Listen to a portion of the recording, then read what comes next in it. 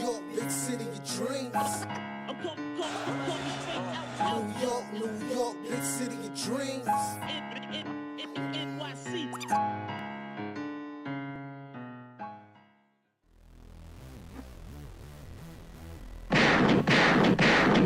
What's going on? This is Jay Ellis from the Knick Of Time Show, here giving you that Knicks talk just in the nick of time. And the Knicks beat the Hawks, cooked the Birds in Atlanta 116-114. It was a close game, guys. It was a very close game. The Knicks were up 94-90. All of a sudden, the Hawks go on an 11-0 run. And down by 6 with 5 minutes and 20 seconds left to go, Sadiq Bey dunks the ball, but then the Knicks go on an 8-0 run, led by Emmanuel Quickley and Julius Randle pick and roll. They do a pick and pop 2 times in a row. Ends up with Quickley hitting a 3-in-1 play, and the very next play hitting a layup.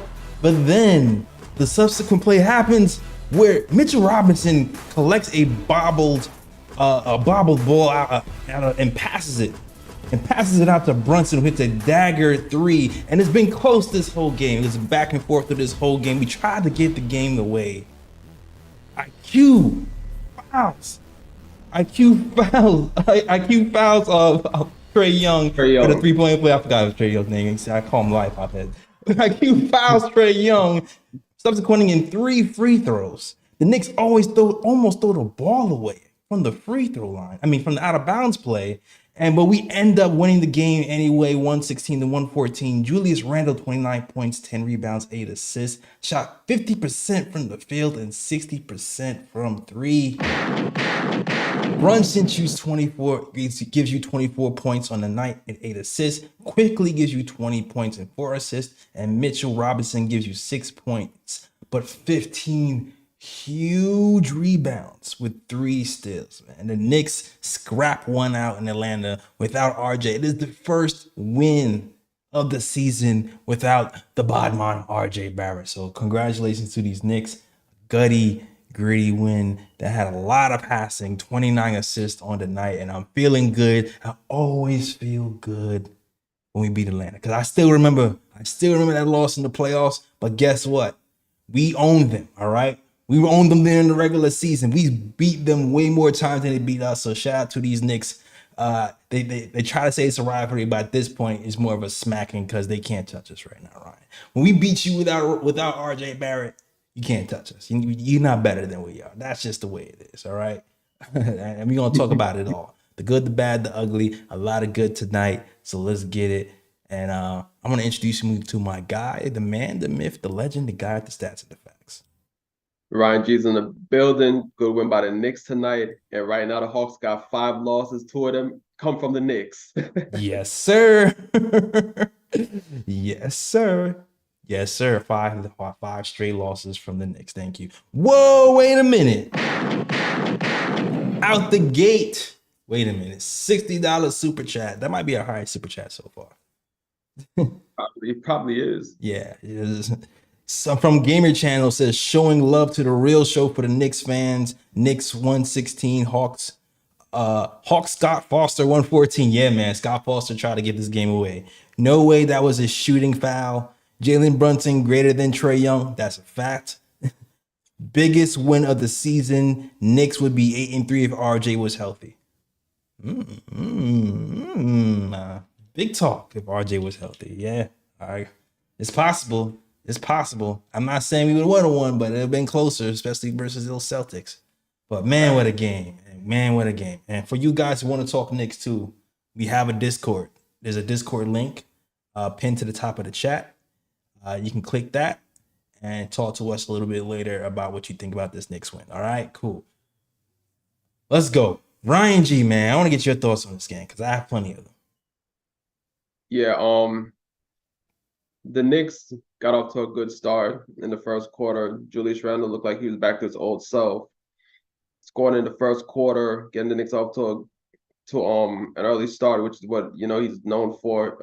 I think he led the league last year in first quarter scoring, or was at least in the top of like the top 3 or whatever the case may be. I forgot the exact number, but the Hawks did, close the gap. Knicks started to turn the ball over. It gave Hawks a lot of transition opportunities, and that's where the Hawks were able to get back into the game. And I think what pretty much took the Knicks over the hump was just the fact that I think Thibs called a crucial timeout when the Hawks went up by 7 in the fourth quarter and regrouped and got the guys regrouped and quickly hit the three, hit the two, and then Jalen Brunson hit the three and got the Knicks back up by 1. I thought that was really crucial for the Knicks because it seemed like the game was slipping away at that point. And it was good to see the Knicks hold on and win. Unfortunately, towards the end, Knicks made it hard on themselves, with Dante, getting the 5-second violation call, giving the ball right back to the Hawks when the Knicks were up by 2. But luckily they were able to just seal the win. Knicks on the road, you already know what it is. They grind it out, and that's what they did tonight. Yeah. I want to talk about specifically, I want to talk about Randle, because Randle had a phenomenal game. And I also want to talk about Brunson and Quickley and dynamic, because there's a lot going on with those three today. Randle was phenomenal. Randle looked like one of the best passers in the league today. It was kind of baffling him watching him, because I remember having a meltdown versus the Hawks. And my criticisms of Randle aren't really shot related, right? Like, he made shots today. But when he's not making shots, that's not when I'm really mad. I'm really mad when it's bad decision making or lack of effort. Today's decision making was phenomenal. The doubles were coming. He had a touch pass with the shot clock running down. He was doing swing passes. He was calling IQ over to do some pick and pop moves. He was a passing savant today. I was like, yo, whose man's is this? This is all right. And we've seen pockets of this last year. During the season, we don't necessarily see it for long stretches during the playoffs. I would love to see something like this during the playoffs for long stretches, because this Randle that we saw today is like some crazy, ridiculous MVP caliber top player in the league Randle. Like, that's the type of Randle we saw today. Like, if you can shoot threes, hit the mid-range, finish at the rim, and then set your teammates up off the double teams and touch passes at a high level like that, that's a high level player. That's a top 10 player. That's legit. That's the type of player where you're not looking to see what other star we can get here. Like, that's the type of player where it's like, all right, we got Randle here, we got Brunson here, cool. And that's what we saw today, but we don't see that all the time. But man, when it happens, it's freaking magical. And I just hope we can bottle that up. I hope we can bottle that up and just bring it to every game, or at least 90% of them, because that was amazing. That was an amazing performance. I was hardly pissed at him today. Yeah, facts. I think the fact that he was just aggressive, because the Hawks really have nobody that can match up with him. So he saw that and he made sure that he made the Hawks feel him tonight. And he often, got to the basket, got baskets, just pretty much bullied the Hawks. And I think one aspect I liked about his game tonight was the fact that, because a lot of times when Julius Randle gets double teamed, what he does sometimes, like, he holds the ball and he tries to spot the open guy and tries to get it to the open guy, even if that pass is kind of difficult to make. But today, what I saw Julius Randle do is that not all the time in the double team he did that. Sometimes in the double team he just made a simple pass and had the ball swing around to the open guy, which that's just as effective as trying to just find a guy who's open off the double team. So seeing him add that, well, at least do that tonight as part of his game, I was really impressed with that as well. But yeah, Julius Randle balled out tonight. He saw mismatches all day and he just took it to the Hawks, and the Hawks couldn't stop him. Yeah, and the fact that he was being doubled all night, people will able to come from like the backside and strip from him, and he's not be able to see him. He anticipated that, passed the ball out of the double team, had one turnover the entire night. One turnover. And usually when Randle has this high usage, high minute type of game, he's a basket case. He turns the ball over. He trips over his feet. He lacks on defense. I might have seen I've seen a stretch where defensively he didn't really have it, but it was a very small stretch. He played 38 minutes. He almost played 40 minutes, and he kept that intensity up for most of the game. So I'm shocked, man. I'm shocked on how long he was able to sustain that. So extreme extreme shout out to Julius Randle. Best game of the season so far for me, for sure. Yes, sir. Big up Julius Randle. Yeah. Nah. He was crazy today. And I know all the Randle haters will probably turn the channel by now, but I have to get that off. I ain't see Sandman here earlier today, so I already knew. Yeah, Sandman ain't coming. Sandman ain't coming today. He's not. IQ had a great game, so Sherman is definitely not coming today because he saved our butts. So he's definitely not coming today. Facts. It's sad. It's sad at the fact that we have these people barked off, and we already know by watching the game if they're gonna pop up tonight or not. And tonight, Randall played well, so you know you ain't gonna see no Sandman. Quickley played well. He's a part of the reason why the Knicks even got back into the game, so you know you ain't gonna see no Sherwood tonight. Yeah, Sandman went to sleep. Shout out to still Knicks fans in the building. He says, "What's good, Knicks family?" Salute to the chat. Salute to Ryan and Jay Ellis. Good win tonight, but it was a nail biter. That was definitely a nail biter. It was definitely a nail biter. In general, man, the ball movement is amazing. We almost had 30 assists tonight. We had 29 assists. We complain about the amount of ISO ball that happens, but it seems like with this crew anyway, they're kind of mixing in the ISO ball with off ball movement. The teams, we have this read and react offense. And last year, I felt like people weren't reacting. They were just reading, you know? But all season long, we've been moving without the ball. I haven't seen Julius Randle cut this much off the ball in the last few years he's been here. One of the biggest plays, one of the winning plays of the day was Jalen Brunson driving baseline and Randle cutting from the top of the key for like a game-sealing basket. So the ball movement has been great, and the ball movement and the play movement has been great. It's resulted in 29 assists today. So 8 assists from Brunson today, 8 assists from Randle today, 5 assists from Josh Hart today. Quickley has 4 assists. The team is catching the assist bug, and it's changing. I'm loving the way we're playing right now. So it's looking really good. Yeah, and I think what's contributing to the assist is the fact that the Knicks are getting out on the fast break more. And I think last season, the Knicks weren't a great team at committing turnovers. And I think this season, the Knicks have improved in creating turnovers, and that's getting the Knicks more fast break opportunities, because I think I saw the stat tonight. I can't recall the stat, but I think the Knicks are 6th in the NBA with points off of turnovers. And I think that's what's contributing to the assist. You know, the fact that the Knicks are getting turnovers, they're able to speed up the pace a bit and get easy shots in transition. And I think the fact that, you know, like you said, the Knicks are cutting off the ball more. You know, we're seeing more off ball movement in the half court set as well. So I think a combination of those two things is bringing up the assist numbers for the Knicks. I agree, and it's super impressive too, because RJ Barrett, he's been number 1 in the NBA in scoring in the fast break, and we did that today. We had 21 points off of turnovers today, and we had no RJ in sight. That was just everybody else getting to it defensively and running. And I think that has a lot to do with what's happening with the turnovers as well.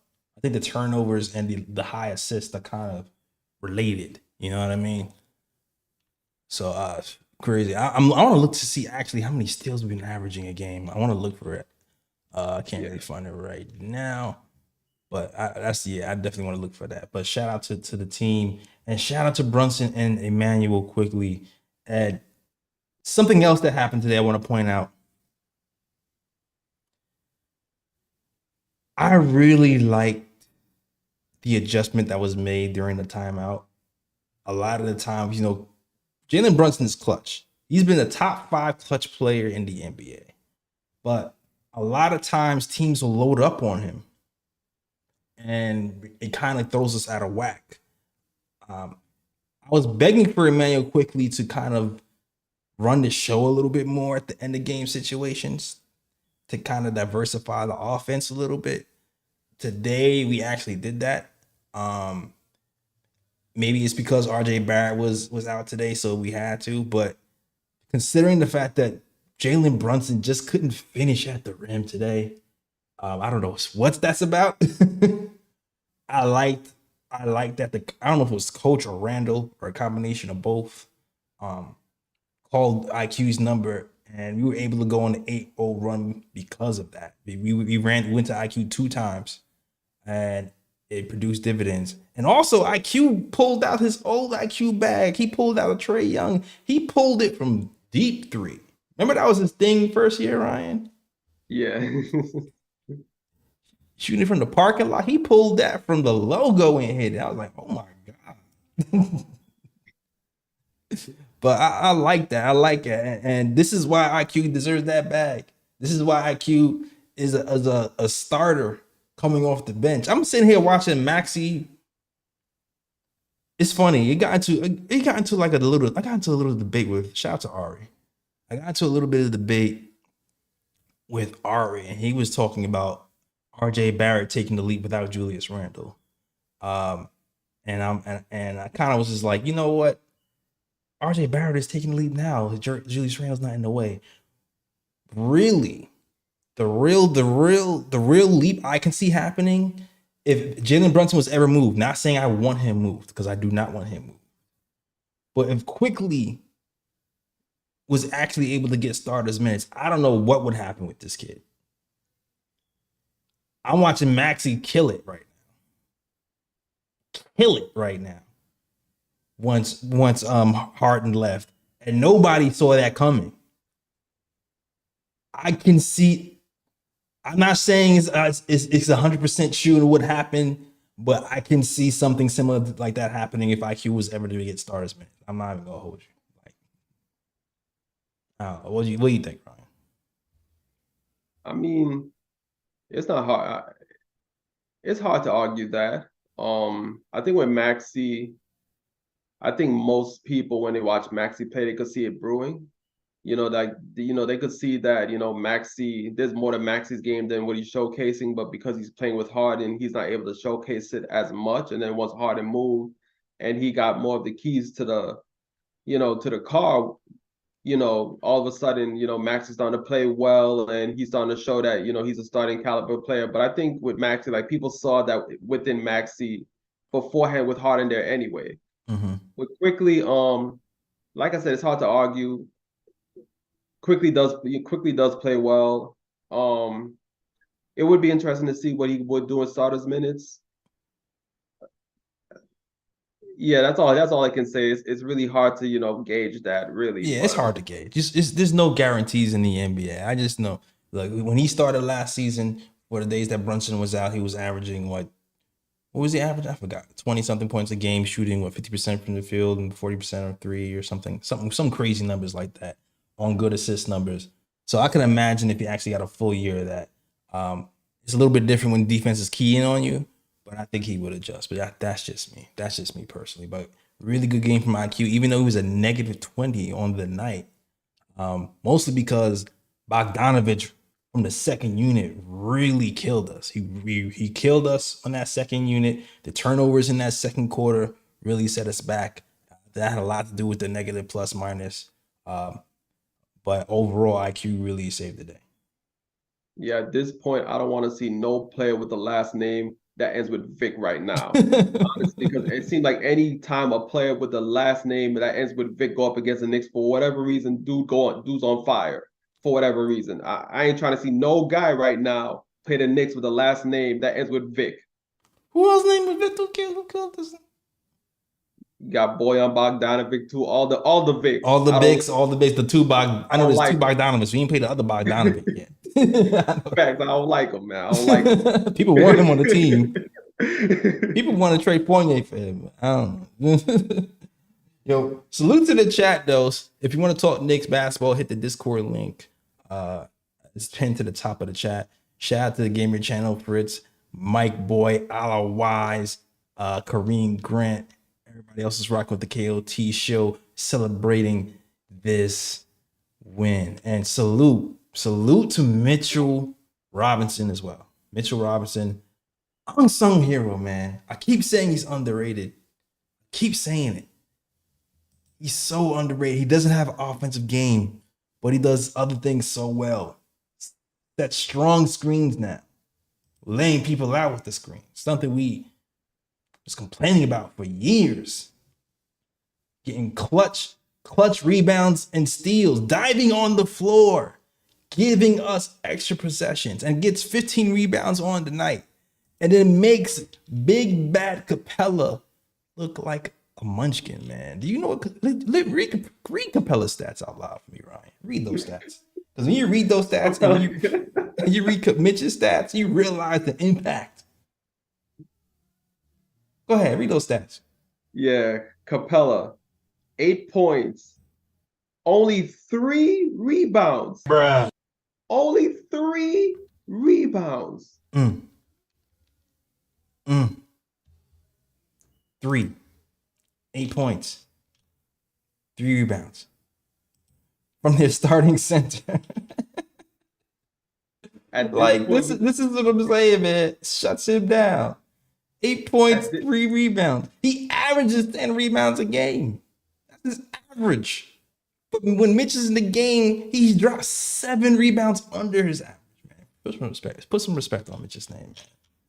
At this point, you gotta call Capella Mitch's son at this point, because he's sonning that dude, sonning him badly. Mitch has a lot of children in the NBA. A lot. I know he just got a daughter this summer, but that's not his only child, all right? It's not his only child. I know Mitch got the money right now. He gonna have to, sooner or later, the child support checks will be coming out. So he might need a raise after this contract is up. Because you got him, you got Evan Mobley. We got Jared Allen. We got a couple of Knicks sons from the tree of Mitchell Robinson, and yeah, he's one of them for sure. Matter of fact, Mitch gonna have to start soon claiming Capella on his taxes the way he be sonning that dude on the court. That's a fact, man. Capella, you are now a dependent, my brother. For real. Number 2 defense in the league, anchored by Mitch. And the other crazy part about Mitch too, is 90th percentile. I haven't checked in like a while. I haven't checked like a week. But he was in the 90th percentile when it comes to steals as a center. 90th percentile. Not so much the blocks. It's funny because he was leading the league in blocks a few years ago, but he chose to stay on the floor and just intimidate people and go for the steals instead of the blocks. But all in all, even without being a league leader in blocks, we still have the second best defense in the NBA, anchored by Mitch. He has to be in the conversation for the defensive player of the year this year. Has to be. Absolutely has to be. Yeah, and I think Mitch learned as he's been developing over the years. I think the one major thing that he has learned, which I think has really grown his game, is that I think a lot of times with big men, they try to, like some big men, they like to go after every single block. You know what I mean? Mm-hmm. They always like to stay in a lane, just wait for somebody to throw up a shot and just go up and jump up and block and, and have to send a message and things of that nature. I think what Mitch has learned is that he doesn't have to go after every single block to intimidate a player. Like all he has to do, because he's already 7 foot tall, all he has to do is put those hands up, just be big in the paint. That's all he has to do, and he can intimidate a shot. And a lot of times, when he stays on the ground, that prevents him from being faked by shot fakes and things of that nature. If he just keeps his foot on the ground, that's all he has to do. Just keep his feet on the ground, make it difficult for other guys to score, and that's all he really has to do. Yeah, I agree. And with the Knicks playing like this, having a top 2 defense, and sneakily, I feel like our offense is going to get better as time goes on because we're starting to learn how to move more with motion. We're passing the ball more than we have last year. And we were dead last in 3-point percentage last year. And I'm starting to see more and more games, Ryan, where we're hitting the 3 at a high clip. You're looking at these 3-point numbers. We shot 47% from 3 today. 47% from 3. Jalen Brunson. I don't know what it is about Jalen Brunson and the Hawks. Every time Jalen Brunson plays the Hawks, he puts up like 10 threes. Jalen Brunson was 6 from 10 today. This is kind of like I kind of like Jalen Brunson off ball a lot more sometimes, man. I like having another ball handler and having Jalen Brunson in the corner because he is deadly when he's spot up shooting. and if somebody else is a threat to score, he is definitely is a spot up 3-point shooter. Woo. 6 of 10. Grimes, I'm gonna get back to in a second. 3 for 7 from 3. Julius Randle 3 of 5 from 3. Josh Hart 1 from 5. Overall, we've been slowly climbing the 3-point ladder in like positioning. So I expect the threes. I think we're gonna start to at least get to like midway in the league soon from 3 and be a top 2 defense. If we can get to a top 10 offense and a top 2 defense, I think we'll be really good. I think it'll be really good. That's when we start to get into like contention mode. When we start to get into that type of area. If you can get those type of numbers. And with RJ Barrett getting better, I think we have a chance to get there. You have a chance to get there if he continues to play at that level and Randall and Brunson play like they were last year. All right. So salute to the chat. Oh, we got a caller. I see you. Tradition, man. This is tradition. KOT family. New caller up in the queue. All right. Our guy. Tell him. Alejandro, man, he's calling in, man. If you want to hit that Discord link, hit that. We get you in the chat. Hold on a second. Yeah. All right. Yo, tell him we got you in the queue, brother. It's Jay Ellis, Ryan G here. You here. Tell him you hear us. You gotta unmute. Wait a minute. Hold on.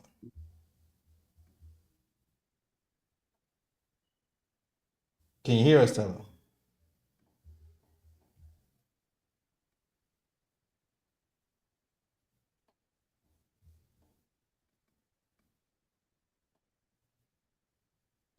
Hold on a second.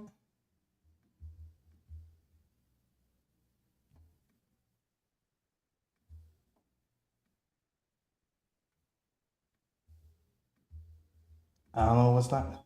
It seems like it's not working. I think I'm muted. Yeah, I see it. I feel like I am muted. Hold on a second. There we go. All right, now tell him. My bad. Tell him you hear us. Can you hear me testing? Oh, you're clear. You're crystal clear. Oh, Crystal. Yeah. Yo, can I go? Tag me in. Go ahead. Let's go. Go ahead. Go off. Hey, how you doing tonight at the KOT show, baby? How you doing tonight, my boy Jay Ellis? How you doing, my man with the stats and the facts, Ryan G? So boom, check it out. I'm gonna pick off where Ryan G left it. Yo, Ryan G, I got the 10-9-9s for our independent content. Hold on, because I got some quotes. Your boy came through prepared. These are some quotes, not the whole quotes, but just some of them. Quote, we can push guys around too. We can talk sugar honey iced tea as well. So what you gonna do about it? And we can get a win with it. So what you gonna do about it?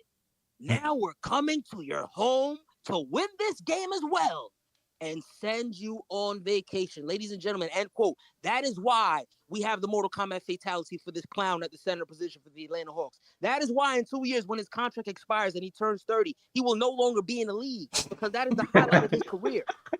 That is the highest point of his career. Talking big and bad versus a mid-30-year-old Taj Gibson. But then when the starting center for the Knicks is healthy, the same dude that you got to avoid, you can't even get a rebound per quarter. You're getting benched. Your backup is already on the roster. They already drafted him. They're not jacking you. They're not checking for you. I just dropped in the KOT Discord one of the pictures of the Atlanta Hawks fan base right now. This man said on Twitter, how am I supposed to explain to my daughter that Clint Capella only got 3 rebounds? God damn. Sure you hit him with the post. God damn. The moment where he gets exposed by Big Mitchell Robinson. Are you crazy? He's dominating you in the paint. Dominating you completely. You said, oh, we could push you around. No, you can't. Big Mitch be coming for you, bro. That's a fact. He be coming for you. You can't dominate nothing. You have no answers. You're skillless. You know, I let him rock on because this is the second time we cooked these bums this season. You know, we love cooking birds. Oh, yeah. Game 1, I don't know Yes, if y'all sir. remember at the end of the game, there was an alley-oop from Trae Young to Clint Capella. That same lob that Clint Capella was eating off of in that series against us, that 5-game dominant series. He didn't finish that alley-oop. Nope. That almost cost him the game. I don't know if you realized that. That could have been a tie bucket or a go-ahead bucket. And who played the defense on that possession? Exactly. The same dude who dominated this dude. Let's 15 boards to 3. Just know, Clint Capella, we didn't forget that you was acting big and bad versus Taj Gibson. Nope. We did not forget, and we're looking for you, and you don't have an answer. You don't. So at the end of the day, when you're gone, the way that I'm going to remember you is what you said against the Knicks. I'm going to always remember that you were a front runner, and nobody likes front runners. Be big and bad when the series is 0-0. Be big and bad when Mitchell Robinson's lining up against you. Do not be big and bad when Nerlens Noel's injured, Mitchell Robinson's injured, and Taj Gibson is our only hope. Don't be big and bad then, because that's when I get to see your true character. And you are a chump. You're an excuse for a starting center on a winning team in the NBA and a playoff team. That's what you are.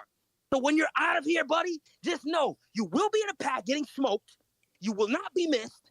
And the team that you're leaving, their fan base is probably sick of you more than I am. Shout out to my boy Big Jew cooking, little 30-point triple-double when they behind.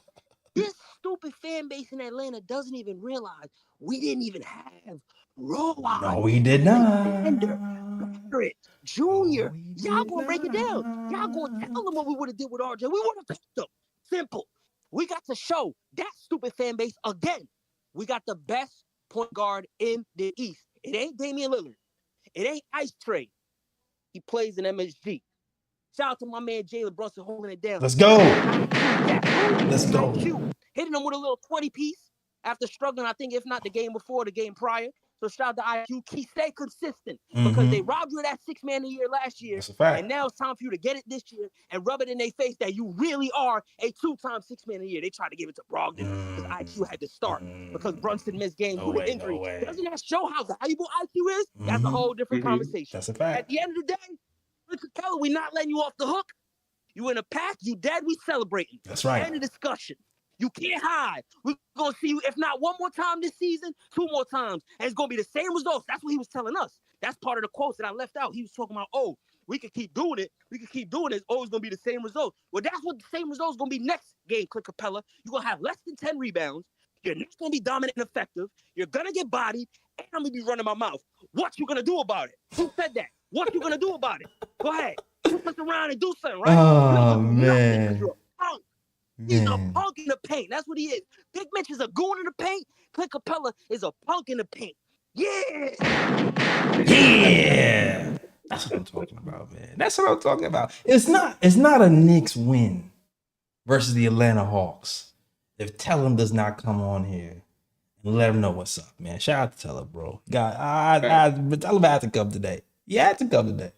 He had to come. He had to come with the 1099s for Clint Capella to fill out so we can collect that money and put it in the super chat. He had to come. Oh, man. Oh, man. Shout out to Tellum, man. If you want to chat, if you want to get on Discord, you already know, hit that link. The Discord link is at the top if you want to have anything to say. I don't know. 1099 easy. I see you, man. But great win. We lost the soldier though, man. We lost Grimes to a hand injury. And it's funny, at the beginning of the game, I tweeted this. You know what? We don't have RJ Barrett. We don't have him. So I wanted Grimes to be aggressive and shoot 15 shots. I was like, you need to shoot 15 shots today. He shot 10 shots. He was aggressive. He was a little bit turnover prone, but he hit 4 threes. And I wanted to see him play out the rest of this game, even with the turnovers, just to get that opportunity to get going and get that aggressiveness going. But we lost him. But hopefully he'll be back soon, well, healthy. But it might get scary, man. It might get scary, Ryan, with no Grimes. You know who we can see? I don't know, because the thing is, if there's no RJ and no Grimes, then yeah, I think Thibs is gonna go to Fournier. Yep. And Fournier's gonna get some minutes. The But I return. think if RJ comes back healthy next game and Grimes is still out, then I feel like Thibs is gonna either put in. It's gonna be between either Dante or Quickley, depending on matchups. I think if it's a bigger guard, it's gonna be Dante. I think if Thibs can get away with the small backcourt, it's gonna probably be Quickley, but it's gonna be one of those two to replace Grimes if RJ is back. I agree. Deuce was in there for like 2 minutes a day, and then Tibbs like, nah. He pulled him after 2 minutes. Just started making a run. He was like, nope. Brunson, get back in there. And then Brunson ain't do no better. Brunson had like 2 turnovers that quarter when he came back in. He ain't do no better. Oh man. But great win, man. I want to transition into some Knicks news. And also, if you want to talk, hit that Discord link at the top if you want to talk Knicks basketball with us and talk about the game. But I want to talk about some Knicks news today. Not even Knicks news, just some rumors that's going around. And let's talk about it, man. Zach Lavine, man. Zach Lavine is back in Rumorville. It's been reported that several teams have checked in to Zach Lavine. It's been reported by Ian last season that we've looked into getting Zach Lavine at the trade deadline. Every time Zach Lavine was mentioned, we were mentioned with him. So I wouldn't be surprised if we actually checked in to see if Zach Lavine is available. Last season, I felt a certain way about it. I was actually kind of intrigued last season. This season, it's a little bit different story for me. I'm not on the bandwagon like I was last season, mostly because RJ Barrett's ascension has made that acquisition more troublesome to me than it's worth. What do you think, Ryan? Here's the thing with Zach Lavine. Last season, I was more for it because RJ didn't show much growth throughout the season last year, and I thought that, okay, if the Knicks can get an upgrade at the wing position, they should go for it. And seeing what Zach Lavine can do on offense, prolific scorer, can score at all 3 levels. He seems to be the ideal fit on the wing for the Knicks to help elevate them. Now, looking at it this season, it's a little bit different because RJ has taken that leap. He has taken that step. And I think if the Knicks are going to make a move for a big name player or a superstar player, the Knicks have to make it right. Meaning they cannot mess up because you have an RJ Barrett that's actually growing and improving and took that next step. And you have a team that has chemistry, and you have a team that knows each other, and they play well off of each other. So if you're going to bring in a player, it has to be a player that fits in seamlessly and a player that's going to elevate you to a championship level. Do I think Lavine can do that? I'm not 100% sure on that. Yeah. Now, I think I messed around with ESPN's trade machine. I see that the Knicks could acquire Lavine if they just trade Hart, Fournier, and Josh Hart, and maybe a few first-round picks. And the Knicks have a trade exception to where they don't have to match money completely. But still, it's like, would the Bulls actually take that? You highly doubt it. You think the Bulls would ask for at least an RJ Barrett or a Julius Randle or somebody else or somebody like that going the other way, or at least an IQ. Yeah, or IQ as or well. Or Grimes at least, like at least. Yeah, so I'm not for it at the moment just because of the growth I've seen with the young players on the team this season, and I don't know if Lavine would be that player to get the Knicks over the hump if they were to acquire him, especially knowing that Knicks gonna have to give up one of their major pieces to even get Lavine to come to the Knicks, for the Bulls to be even interested in trading him here. Yeah, I agree, and I see Fritz said Bulls needs picks. I think when we talk about trades and that of that nature, we are assuming picks are involved, for sure. They would definitely need picks. I thought about it, man. I was like, man, if we can get Lavine and not give up our core, like somebody in the chat said, go for it, and it would be a fit, man. It would be a weird fit, and I'm gonna use this as an example. There was a time on the Knicks where Evan Fournier was bombing threes. Evan Fournier is not a good defender, mind you, right? He's not a good defender, but he was bombing threes, and his bad defense didn't really affect us that much. Why? Because we had other good defenders around him. Elfrid Payton, he was horrible offensively, but defensively, he was really good, and so was so it's like you can't have two minus defenders on the same team and survive. So even if we didn't give up like our core of RJ, Brunson, Randle, and we slot Zach Lavine in at the shooting guard, defensively, having Brunson next to Lavine, although offensively would be freaking amazing, defensively, I think we'd fall apart. So it would be hard for me to do that. The only way it wouldn't really fall apart is if RJ Barrett's defense is as good as advertised, because RJ Barrett's had a good start to the season defensively, been top 5. He's been top 5 so far in defensive rating, but he's not. Shout out to Jason. We had a debate about this, or not even a debate, just a talk. He hasn't been guarding the team's best player full time like Grimes has. You know what I mean? So it's a different type of. It's a different task when you're guarding the top player every single night, every minute. But if that's real, if that's really real, then I will be less hesitant to do it. But I'm not sure how real that is long term for RJ, being the best perimeter defender on the team on an every night basis. So I would be hesitant to do that. Plus the money, for sure. But that's the way I think about it anyway. But I like Zach. I wanted Zach Lavine here for a while, but now I feel like that shit might have passed for me. Yeah, and even if what Fritz is suggesting in the chat, saying that, okay, both are just interested in picks, so the Knicks don't have to give up Randall, they don't have to give up RJ, any of their main pieces to bring Lavine here. Even then, it's like you have Brunson, Randall, RJ, Lavine, all in the starting lineup together. Is there enough ball to go around for those 4 players as well? And that worries me as well, because even though these players are not the same caliber as the players on the Clippers, but look at the Clippers. Yeah.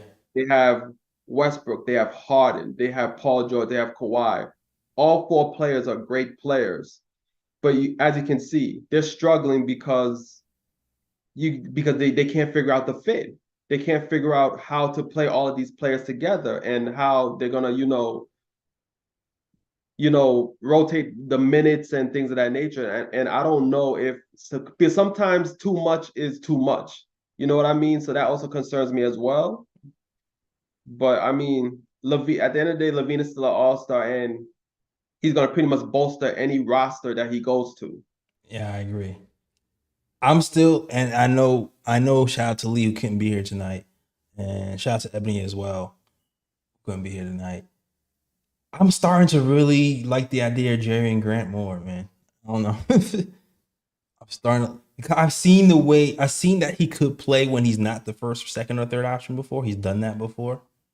And I also could see him being like a backup, like playing backup power forward minutes and sliding RJ back to the 2 or 3 and like guarding the guy.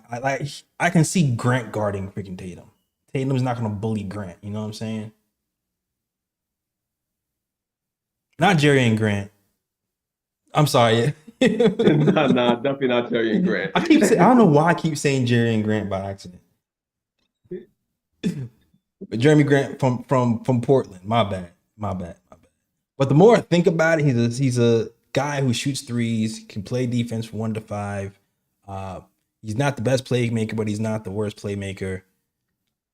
And he can, and he's a big dude, and he can play power. He can play power forward. So I don't know. Weirdly, some people will say he was clunky, but I think he could work. And he can start. And we can do the thing where we take him out early, so he can play backup power forward. And then, you know what I mean? So I don't know. I feel like it could work. That's just me.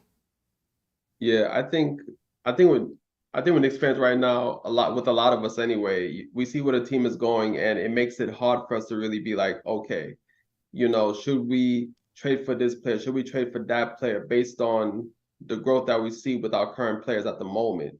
That makes it that much difficult. Like, there's only a few players in the NBA where you would be like, no matter what, if those players became available, you're trading for them ASAP. But I don't think Lavine, Grant, those players are those type of players. That's actually something where you have to look at the roster construction and be like, okay, does this trade make sense? Does that trade make sense? You know what I mean? So I agree on all points, man. But yeah, keep an eye on that. We're gonna keep an eye on that. We're gonna be looking around trade deadline to see if Lavine actually gets moved. I don't think he's coming to the Knicks. I feel like the Knicks just do this courtesy call thing, like how we called checking on James Harden, but we wasn't serious on James Harden. We was just like, yeah, how much is it? Okay. Let me hang up the phone. Like, we weren't serious. I don't think we'll be serious on Lavine either, to be honest with you. Not at this point. Not with RJ playing the way he's playing right now. All right. Yo, in other news, the Knicks are smart. The Knicks are smart. I gotta give it to them. The Knicks are smart. Earlier this season, Jeff Van Gundy and Mark Jackson were fired from ESPN. And I said in like early July or whatever, I was like, yo, it'd be great if we brought Jeff Van Gundy and Mark Jackson here. Because, well, Clyde Frazier said he doesn't want to be on the road anymore. And they can do road games. Long and behold, they bring Mark Jackson in and said, hey, cover for Clyde on the road. And I was ecstatic. And this man, Mark Jackson, gets fired before he even starts his first day. That is a whole new type of level. I heard of getting fired on your day off like Friday. But getting fired before you start the job is something else. That is crazy. I don't even know if he got fired or he just left and said, I don't want to deal with this. But he never started. And I'm going to read this excerpt that was written in the NY Post real quick, because this is crazy. It says, Mark Jackson will not be calling games on MSG networks after the Knicks objected to him being on the team's chartered jet, the Post has learned. MSG Networks planned on having Jackson occasionally fill in for Clyde Frazier this season, but Knicks management, led by team's president Leon Rose, put a kibosh on the arrangement, in part due to an old quarrel with Jackson and a current Knicks assistant, according to sources. We weren't able to work something out this season, an MSG Network spokesman told the Post. The Knicks declined to comment. Jackson did not return messages seeking comment. Man. Now, allegedly what happened was this Knicks assistant was recording Mark Jackson's conversation back when they worked with the Golden State Warriors back in the day and played it for their bosses. And that led to the assistant's firing and Mark Jackson's firing. So there's still some bad blood there. I don't know what was said on these tapes, but whatever was said during those tapes, whatever happened in Golden State, got Jackson blackballed. So my question is, the Knicks knew all of this, Ryan. The Knicks knew all of this. The Knicks knew all of this. They have the assistant working here. Isn't this something that you talk about before you hire him? I don't understand how you get this far. He's about to start his first day at work. And then you say, oh, don't come on the plane because the whole assistant is here. Like, that's crazy to me. Yeah, I'm not sure because this assistant's been on the Knicks staff. It's not like, at least I don't know if he was newly hired or whatever the case may be. But I'm assuming that he was already on the staff when they hired Mark Jackson to call Knicks games on the road. And it's like, if you knew that one of his old assistants was on the staff, don't you do your research prior to know what his relationship is with that assistant to make sure that, okay, there's no issues there before you hire him? Because it looks kind of bad on the Knicks' part, seeing that, okay, you hired Mark Jackson to call games on the road, then all of a sudden you fire him or you let him go, or Mark Jackson didn't want to take the job, whatever the case may be, because one of his former assistants are there, which he didn't get along with, and and kind of took him off the staff when he was in Golden State. So it's just an all-around weird situation for me. I don't know. I'm just waiting for the book because at this point,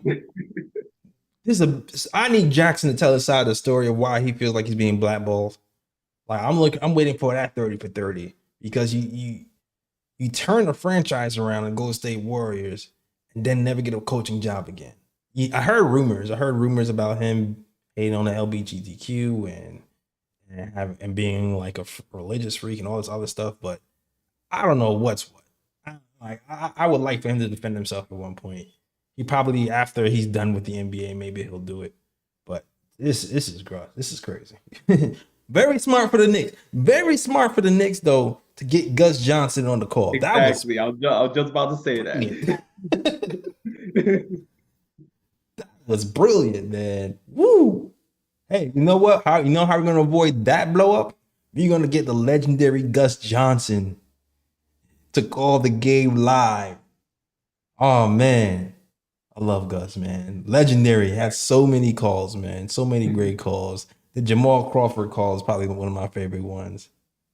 The one for me is the Chris Johnson call in football. He said he got what he said. Damn, I can't remember the way he said it, but he was like, he got run away from the cop speed when my man was running and he was going. He said that my man got run away from the cop speed. Like, that was my favorite call right there from Gus. Yeah, Gus just sounds like he's enjoying every moment of the game he's watching, which is why you love him, man. He's so happy. I loved having him on. Even while he couldn't ruin that. Even while he. Well, salute to Gus Johnson, man, and Mark Jackson. I hope y'all figure that out. For sure. All right. But salute to the chat, man. Thank you guys for watching. If you like the show, hit that like button and subscribe button. Hopefully we have the full crew back. Glamour Nick says Brunson Burner fire. Yes, yo, Wally. I gotta give you props, Wally. I never heard that Brunson Burner nickname before. Kind of like it. It's kind of catchy. Yo, matter of fact, speaking of nicknames, I didn't even know my man Dante DiVincenzo was called the Big Ragu. Yeah, he's called the Big Ragu, man.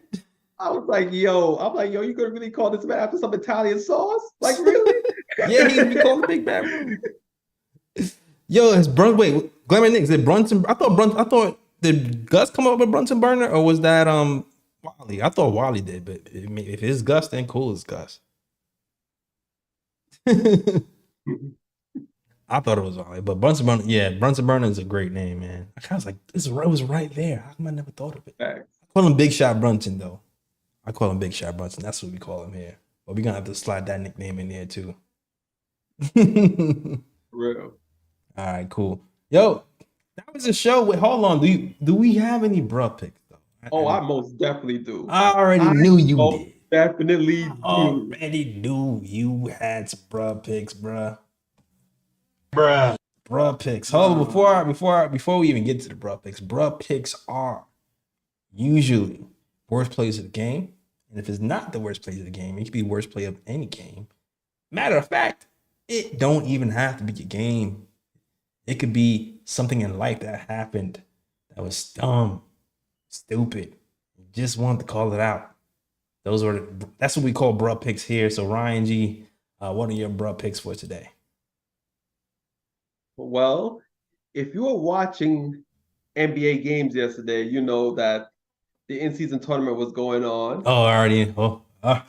You know, you already know players get competitive. You already know. Money's on the line. That $500,000. So players are going at it. They're going at it. They're hyped up. They're being extra competitive. Now, the Minnesota Timberwolves versus the Golden State Warriors. The game just tips off. The score is 0-0, and there's an altercation. So what happens is Jaden McDaniels and Klay Thompson gets kind of tangled up, grabbing each other's jersey, and my man Jaden McDaniels went Super Saiyan and ripped my man Klay Thompson's jersey, and they was going at it. Now, big man Rudy Gobert was like, you know what? I don't know if he was trying to play peacemaker or if he was trying to go after Klay Thompson. I'm still unclear on that. But my guy, Draymond Green, unhinged. This man is unhinged. He has his emotions are all over the place. He can't control himself. My man went up behind Gobert and did the damn baby boy on him. He did the big rains on him. Bruh. And dragged him across the court. Yo, Ryan G, seeing a 7-foot+ behemoth being dragged across the floor with his feet dragged, because when you drag him across the floor, your feet drags, right? So seeing a 7-foot man's feet drag, like slide, is like funny enough. And then like looking like kind of, I don't know. It was great. It was crazy to see. That was crazy. And what was keeping crazy was Cat trying to like take Draymond off of him and not knowing what to do and kind of just like I feel like he tried to like hit him like that. Yo, Cat did not know what to do. Like He didn't know what to do. He was trying to like grab Draymond and like I think he was trying to get him off Gobert, but he couldn't do nothing. Like Draymond had the lock. Like he had my man struggling. Oh my god! You can tell. You can tell Cat's never been in a fight before. You can tell. And he's a basketball player. You know what? You're not supposed to be fighting. All right, you're not. That's not. You grew up playing ball. Cool, but it was just like, man, people are going at Cat. People are mad at Cat. People are mad. How dare you not take a punch at Train? People are mad at Cat. I'm not even mad at Cat. I'm just like, man don't know how to fight. He didn't know what to do. He looked frazzled. He looked frazzled. That's all. He looked frazzled. It is what it is. Look, he tried. He tried. He tried. He could have just stood off in the background and not do anything. At least he tried. He tried. He just. Oh man. Oh man. It's just bad, man. It's just like coming off of punching your teammate in practice to this. It just looks crazy for Draymond. I don't even know what to think about it anymore. But the thing is that, Draymond's been wilding this season. That's the thing. Like, it's like every other game he has some type of incident. And now it escalates to this where he has Gobert in a headlock, dragging my man across the court. It's like, and then on top of that, like the NBA rightfully suspended him for 5 games. Because I'm like, my man Dre's been wilding this season. Like, you have to nip it in the bud some way, somehow. It's too early for this, bro. It's too early. It's too early for these type of shenanigans. Before the first bucket, man. Yeah, I already knew that was coming. Yeah, bro for Draymond. Bruh. Yeah, bro for Draymond. Yeah, we need to give Cat some karate classes. Facts. We need to give Cat some karate classes. Teach the man how to squabble. Yeah, man. People's like, we don't want Cat here. He can't defend his players. It's like, Cat catching strays, whatever. All right, what's your next broad pick, man? Oh no, that's my only broad pick. I had another one in my head. I just can't think of it right now. But that was the main broad pick. Like, I was not going to forget that Draymond Green broad pick. I wasn't going to forget that. Yeah, no, you're right about that. That was the one I thought you was going to get to. I mean, there were other altercations. I think the one that I found probably the most wild one was the one between Anthony Davis and I think his name is Aldana on the Grizzlies, where Anthony Davis scored a bucket and my man just grabbed the ball and he was trying to go out of bounds and they just mistakenly ran into each other. My man wasn't there trying to do nothing to Anthony Davis, and my man Anthony Davis just pushed him to the ground and my man went flying. And then all of a sudden, Bane had to, stick up for his teammate because like, why you did that, son? Like, he's not trying to do nothing to you. Like, y'all just there tangled up and you just push him to the ground. Yeah. Bruh. Yeah, that is a weird. Yeah, that's the one. I didn't catch that one. But what? Yeah. No one was weird, Ryan. Oh, shout out to Fritz. Yes. Fritz just reminded me. Yeah, shout out to Fritz. Shout out to Fritz. So I don't know if y'all in the internet world, social media world, been knowing what's going on, but supposedly Joe Smith's wife, I don't know if she's a former porn star, whatever the case may be. I don't know, but apparently they had some, argument. And basically Joe Smith had a problem with her having her OnlyFans, and she was there like, pretty much, brushing off Joe Smith, like, whatever, like, I'm gonna do what I want to do, etc. So Cameron and Mace, as you know, they have a show called It Is What It Is. And they had Joe Smith's wife on the show giving Killer Cam a massage. Bruh. Live on television. What is happening, Ryan? Yo. What is happening with this world? I don't even know who the bruh is for. I don't even know who the bruh is. I think it was. I think it's a publicity stunt, man. I'm starting to feel like everything is fake. It gotta be, yo. It gotta be, because it has to be fake. Wild.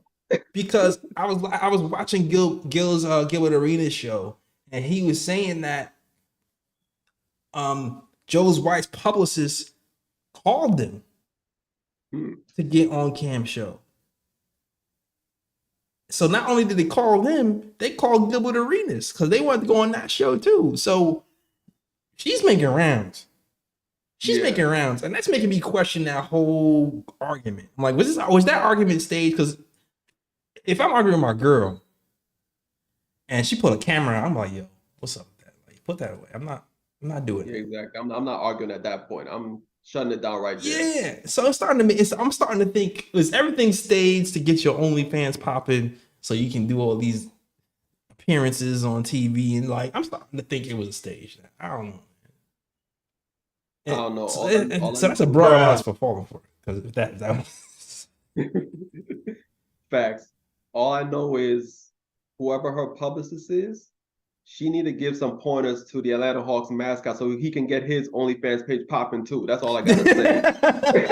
Bruh. That is a fact, because that Atlanta Hawks mascot's OnlyFans page needs some help. So I don't know. Maybe Joe Smith's wife can rub down the Atlanta Hawks mascot.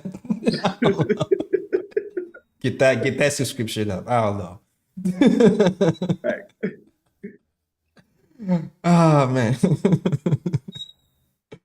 Oh, all right. Those are all the bros. Those are all the bros. I'm out of bros. No more bros in the top. Oh man. All right, that is our show. Hope you guys enjoyed. I don't know if you guys enjoyed the Knicks talk or the bro picks more. I feel like the bro picks are. Ryan G, this is the second show in a row we mentioned OnlyFans. I think we might need like a sponsor soon if we keep doing this. I'm just facts. I mean, OnlyFans, like, if y'all looking for sponsors, I mean, yo, come through. Yeah, hey man, everybody's getting sponsored by Manscaped and these little betting sites. OnlyFans come through, all right?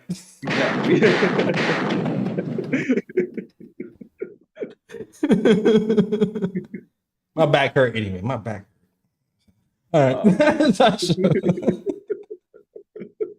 That is our show. I hope you guys enjoyed the show. If you do enjoy the show, hit that like button, hit the subscribe button as well. We're here after every Knicks game, talking Knicks basketball. Oh gosh, I'm having too much fun with these real picks.